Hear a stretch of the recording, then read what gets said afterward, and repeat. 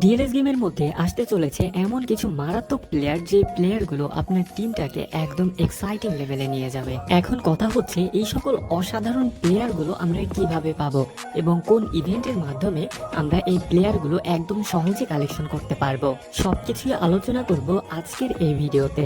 তাই অবশ্যই আজকের এই ভিডিওটি না টেনে আপনাকে মনোযোগ সহকারে শেষ পর্যন্ত দেখতে হবে। আর আমাদের চ্যানেলে আপনি নতুন দর্শক হয়ে থাকলে অবশ্যই চ্যানেলটি সাবস্ক্রাইব করে পাশে থাকা বেল আইকনটি অল করে দিন।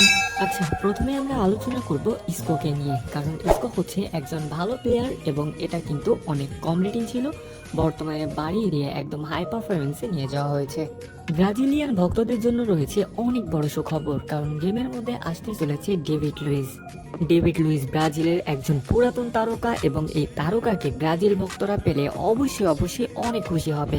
আর্জেন্টাইন ভক্তদের জন্য রয়েছে অসাধারণ চমক, কারণ আর্জেন্টাইন প্লেয়ার পাওলো দিবালা কিন্তু এই লিস্টের মধ্যে রয়েছে।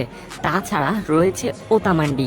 এই দুইজন অসাধারণ আর্জেন্টাইন প্লেয়ারও কিন্তু আমাদের নতুন ইভেন্টের মধ্যে আসতে চলেছে। আর্জেন্টিনা এবং ব্রাজিল প্লেয়ারদের পাশাপাশি আসতে চলেছে অসাধারণ গোলরক্ষক ভজিনহা। অর্থাৎ ভজিনহাকে কিন্তু এই বিশ্বকাপে অসাধারণ পারফরমেন্স করতে আমরা সবাই দেখেছি। তাই প্রতিটা ফুটবল প্রেমী চাইবে এই ভজিনহাকে নিজের দলে জায়গা করিয়ে নিতে।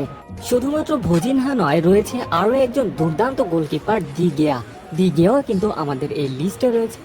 এখন আমরা এক নজরে গুরুত্বপূর্ণ কিছু প্লেয়ারদের দেখে নিব যারা কিন্তু এই লিস্টে রয়েছে। এখানে প্রথমে আমরা আলোচনা করব ইনসিনির পর রয়েছে জাইস, এবং জাইসের পর আমরা এখানে এমেবিয়ানকে দেখতে পাচ্ছি।